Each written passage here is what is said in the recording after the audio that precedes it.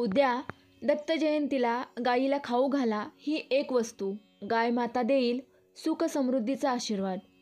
शत्रुपीडा, पितृदोष, दारिद्र्य यांपासून कायमची होईल सुटका. श्री स्वामी समर्थ. तुमच्या सर्व मनोकामना पूर्ण करण्यासाठी स्वामींचरणी प्रार्थना करा आणि आजपासूनच सुरुवात करा. 14 डिसेंबर ही दत्त जयंती आहे. या दिवशी पौर्णिमा देखील आहे.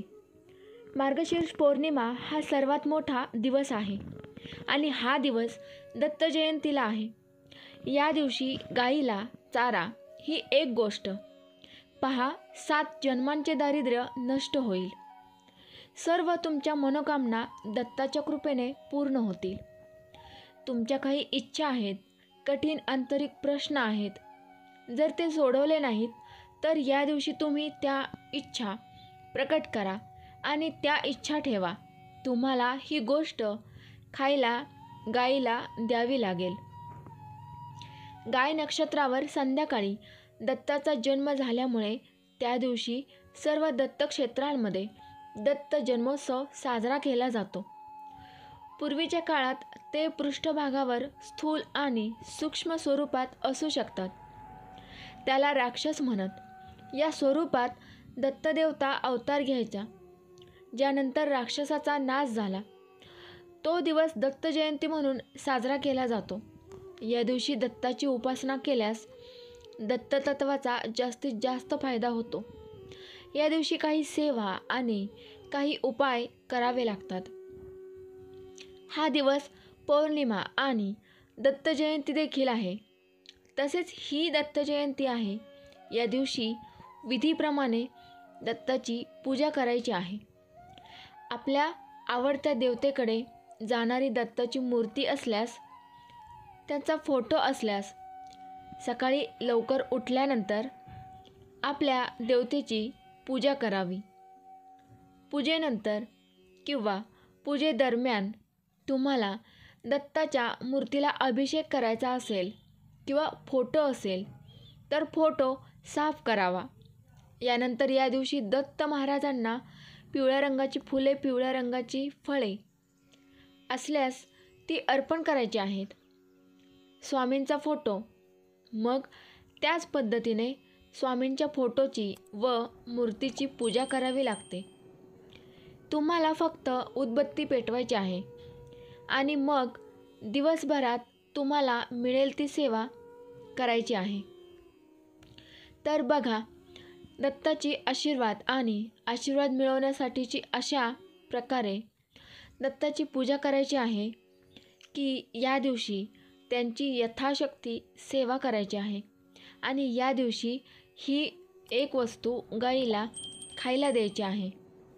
आता हे कधी खाऊ द्यायचे?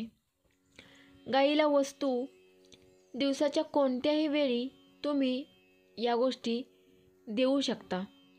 बघा, 8 केळी घ्यायची आहेत. 8 केळी, 8 केळीच्या वर 8 गुळाचे दगड खडे घ्यायचे आहेत. आपण एक मोठी प्लेट घेऊ शकता. बघा, आता 8 घ्या. हे ताट घेऊन तुम्हाला तुमच्या पूजा कक्षात बसायचे आहे. देवासमोर दिवा लावावा लागतो. दत्त महाराजांची वेगळी पूजा असेल तर तिथे दिवा लावावा. तुपाचा दिवा लावू शकता. तुम्ही दिवा लावू शकता आणि नंतर ही 8 केळी देवासमोर ठेवू शकता किंवा दत्त महाराजांची मूर्तीही तुमच्यासमोर ठेवू शकता आणि मग तुम्हाला दत्त महाराजांची इच्छा असेल ती प्रार्थना करावी लागेल. जर काही गोष्टी थांबत असतील तर तुम्ही आहात. दत्त महाराजांना सांगा की कोणत्याही गोष्टी तुमच्या इच्छेआड येत आहेत आणि तुम्हाला त्यांना ते सांगायचे आहे. ते पूर्ण होऊ द्या. मग बघा, आम्हाला तांब्याचे भांडे पाणी घ्यायचे आहे. मग आम्हाला हळद पावडर घ्यायची आहे आणि आम्ही कुठे जायचे आहे का? आमची गाय आली आहे म्हणून तुम्ही गोशाळेत जा. शाळेत जा किंवा तुमच्याकडे एखादी गाय फिरत असेल तर तिथे जा. तथापि आम्हाला गाईच्या पायावर पाणी घालायचे आहे. गाईच्या पायाला हळद लावायची आहे.